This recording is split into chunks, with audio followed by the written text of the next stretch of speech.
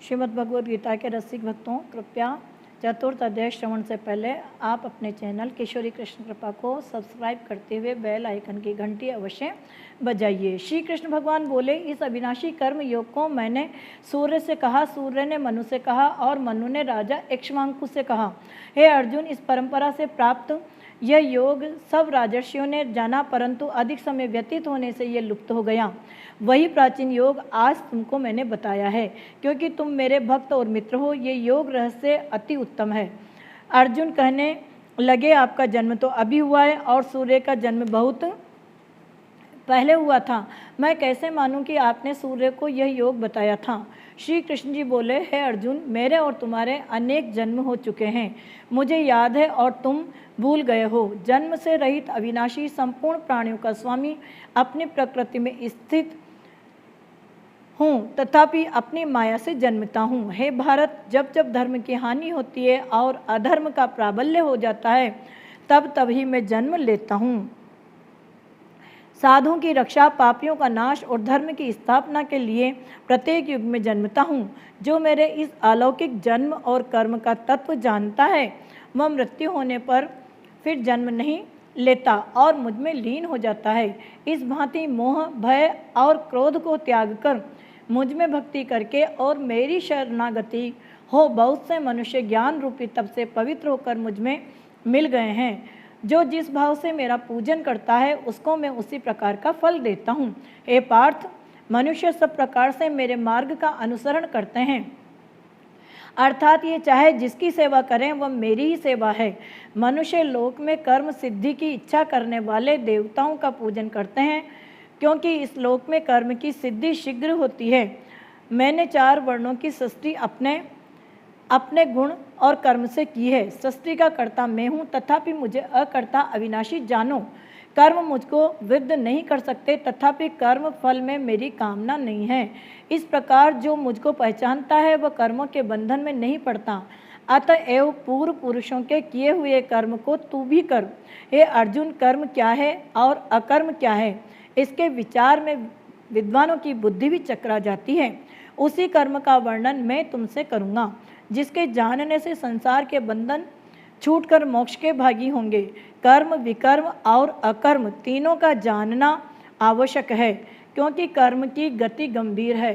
हे अर्जुन, जो कर्म करने की कोई कामना नहीं रखता और जिसके समस्त कर्म ज्ञान रूपी अग्नि से भस्म निर्मल हो गए हैं, उसको पंडित कहते हैं। जो कर्म फल की आशा छोड़कर करता है और उनमें आसक्ति भी नहीं रखता और निराश्रय ही संतुष्ट रहता है, ऐसा मनुष्य कर्मों में घिरा रहने पर भी मानो कुछ नहीं करता।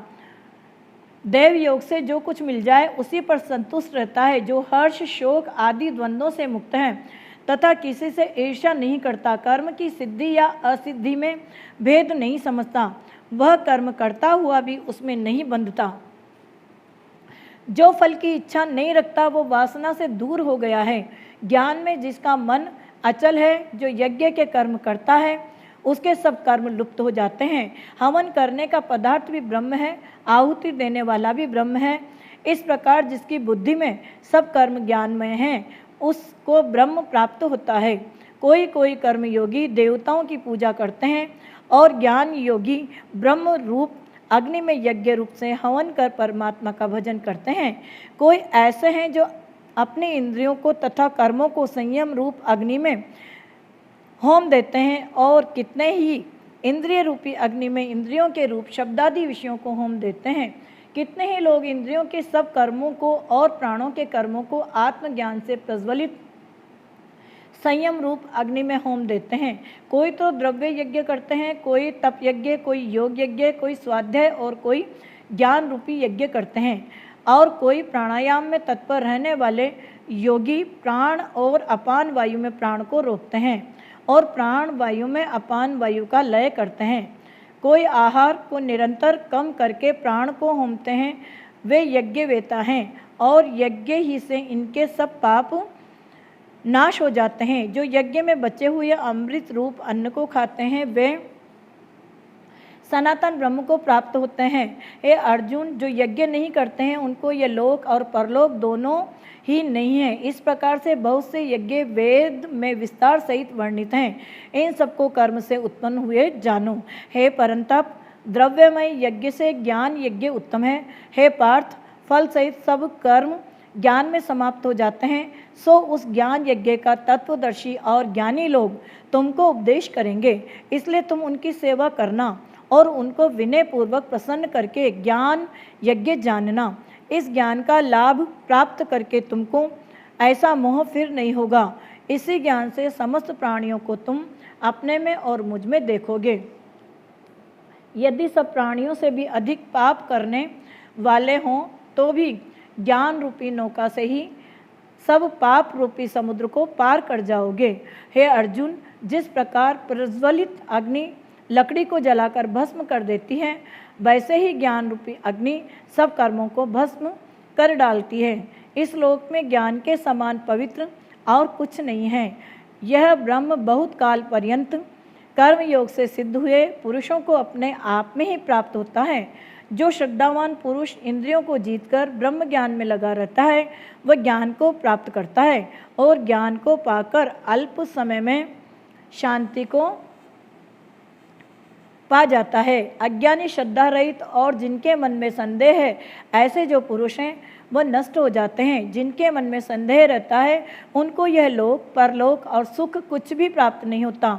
जिसने परमेश्वर अधीन और निष्काम कर्म योग के आश्रय से कर्म बंधन त्याग दिए हैं, हे अर्जुन, उस आत्मज्ञानी पुरुष को कर्म नहीं बांधते।